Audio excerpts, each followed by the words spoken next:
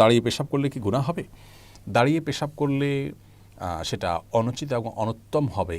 কারণ হলো দাঁড়িয়ে পেশাব করলে তার ছিটা আমাদের গায়ে এসে লাগে, অথচ পেশাবের ছিটা থেকে বাঁচার জন্য নবী করিম সাল্লাল্লাহু আলাইহি ওয়াসাল্লাম তাকিদ দিয়েছেন।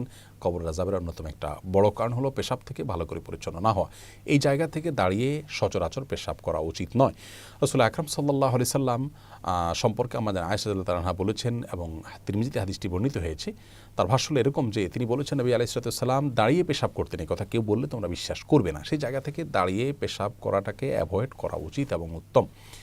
তবে সৌদি আরবের উলামায়ে কেরাম বিন বাজ, ইবনে উসাইমিন রাহিমাহুল্লাহ সহ অনেক উলামায়ে কেরাম বলে থাকেন যে কেউ চাইলে দাঁড়িয়ে পেশাব করতে পারেন, বিশেষ করে পেশাবের ছিটা ইত্যাদি আসবে, নাপাক হয়ে যাবে, তার কাপড় শরীর লেগে যাবে, এরকম আশঙ্কা যদি না থাকে তাহলে সে অবস্থায় দাঁড়িয়ে পেশাব করাতে অসুবিধা নাই তারা মনে করেন। তার কারণ হলো বুখারীর একটি হাদিস রয়েছে, যে হাদিসে নবী করিম সাল্লাল্লাহু আলাইহি ওয়াসাল্লাম কোন একটা ময়লাযুক্ত এলাকাতে যেখানে বসার পরিবেশ ছিল না সেখানে দাঁড়িয়ে তিনি পেশাব করেছেন। এই হাদিসটাকে তারা ব্যাপক অর্থে নিয়ে থাকেন, কিন্তু প্রথম মতটি অধিকতর বিশুদ্ধ এবং দলিল থেকে আপনার দলিল সমৃদ্ধ বলে আমাদের কাছে মনে হয়। অতএব সচরাচর এবং সাধারণ অবস্থাতে দাঁড়িয়ে পেশাব না করে বসে পড়াই উচিত। রাসূল আকরাম সাল্লাল্লাহু আলাইহি ওয়াসাল্লাম স্বাভাবিক অবস্থায় সেটিই করতেন। হ্যাঁ, বিশেষ কোনো কারণে কোনো জায়গায় বসার পরিবেশ নাই এরকম হলে সেখানে দাঁড়িয়ে পেশাব করা যেতে পারে।